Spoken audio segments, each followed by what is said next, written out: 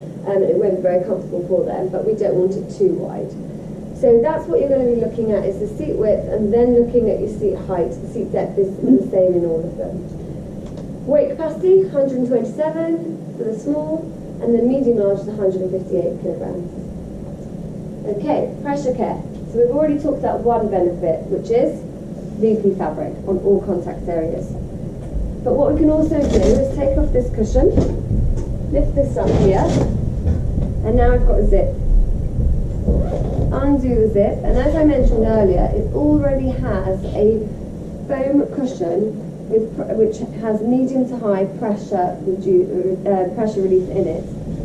There's another little line at the bottom here. What we would want to do, we've actually got it, can come out completely. Okay, that's cut already. Now you can put in your star cushion, you can put in your Roho cushion, or you can put in this alternating air cushion. So this works in the same way as your alternating air mattresses.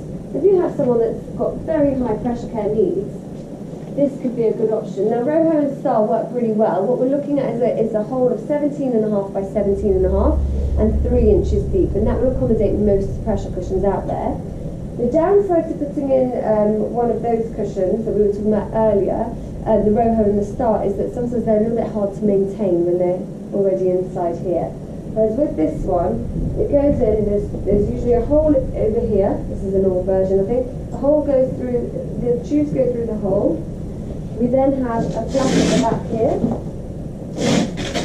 The tubes go through the back there, and that's when you plug it into your motor, your pump.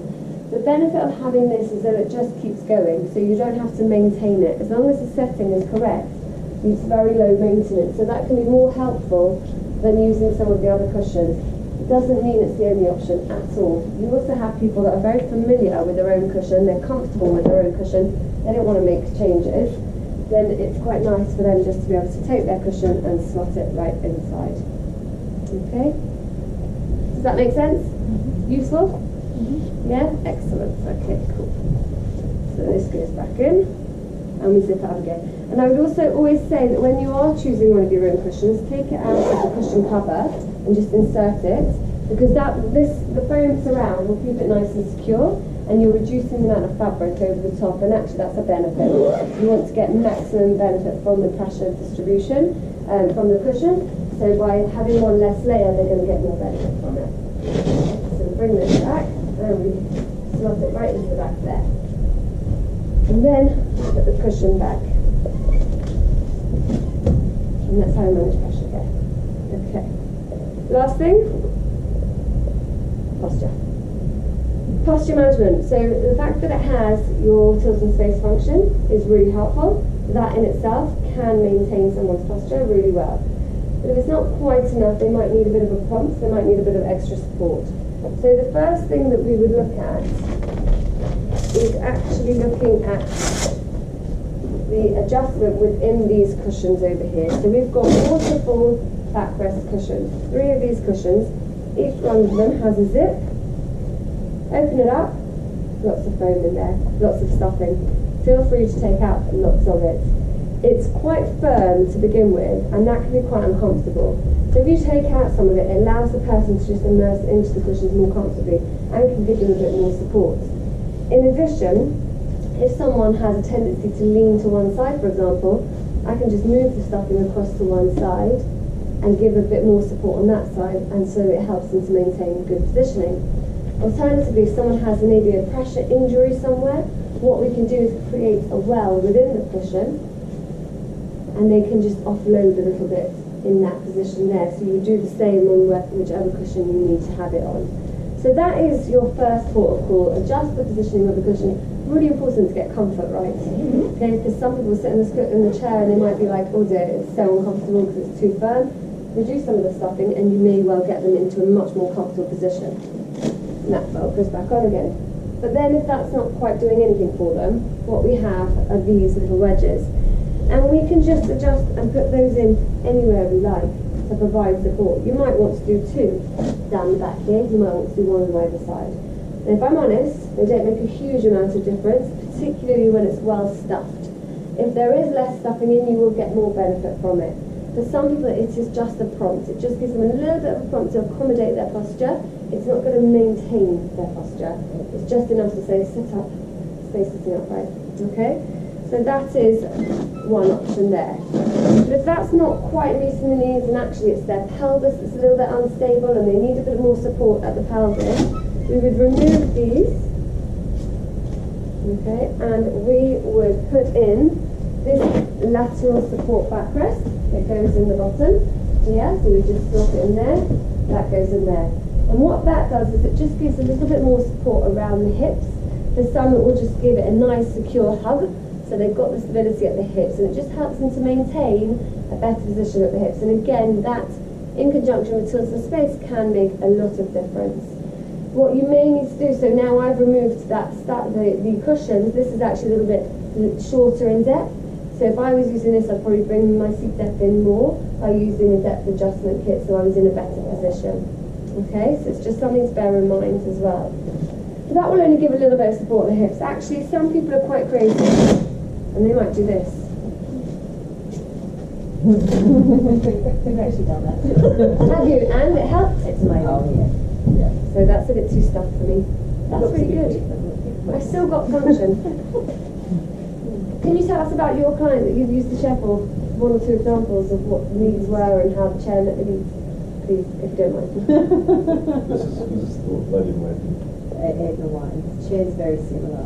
Yeah, so lady with advanced dementia with a high degree of agitation that was doing 360s on a princess chair essentially. So we watched her not this one, but was it the chair? What was the one? The care chair. The Configura. Yes. Yeah. I'll tell you what that is in a minute, yeah. Yeah, and that just really helps them maintain their posture and stops their physical agitation in time. Excellent. Did you use any postural support? Did you use this? Yeah. Okay. Yes, and exactly the way you've got it up, but I think I put the cushion in the bottom. Yeah, and then raise it on up. top of the cushion. And it worked, right? It worked. It was Okay. perfect. That gives you the confidence to know with this chair, it doesn't have to look right. It has to feel right. It has to meet a need. It doesn't matter how random it looks because it's there to be messed around with. Yeah? Be creative. Be confident to be creative. Just to let you know, the care chair is actually, you know, remember I was talking about the client earlier who had difficulty with breathing? He was also provided with the care chair.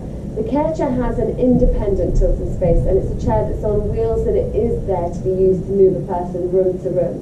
So it has a lot of the same features. You can take out the pressure care, you can put in new pressure care, you can actually adjust the width properly in that one, and in that kind of chair you've got a full tilt and space. With this one, the armrests stay in position and the seat and the backrest tilt, which gives you a good level of tilt and space, but the care chair, the armrest moves with you, so it really gives you good maintaining, it really helps you to maintain your posture because you're nice and secure. And what you do want in a care chair is to have the sides quite close, quite a nice snug fit because you're using that for postural support.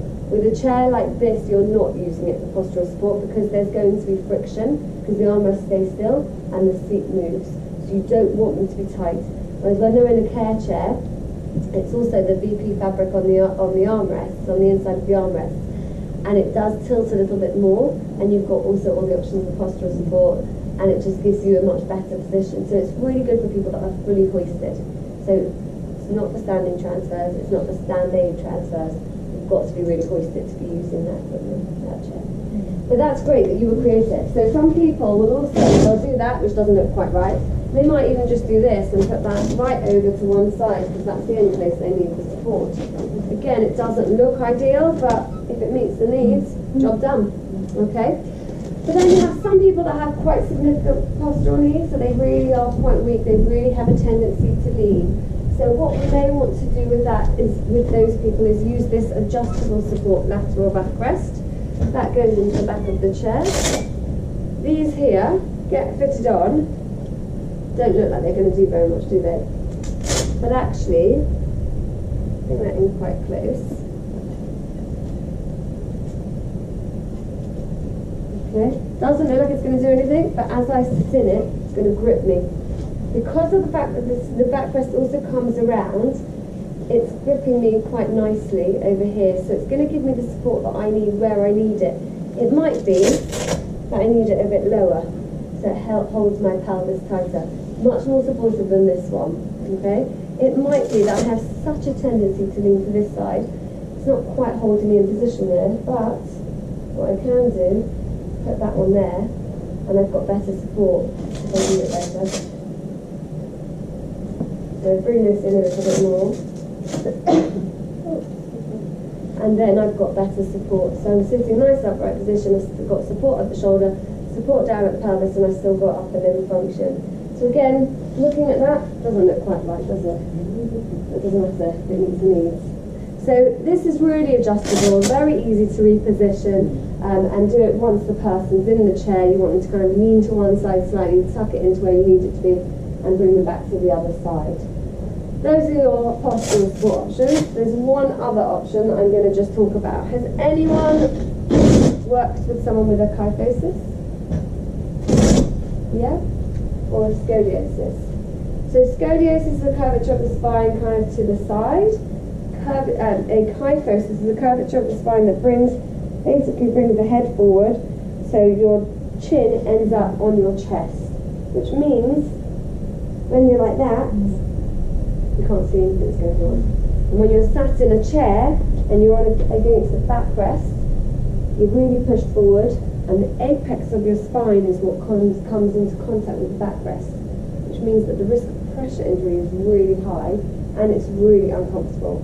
I actually worked with a lady who was really tiny, and I don't remember how tall she was, but she was very, very petite, and she had such a significant kyphosis. She did walk in this position, and she didn't want to sit out because she was so uncomfortable sitting out. She just wanted to lay in bed on her side to offload the pressure and just be comfortable. But we went in and did a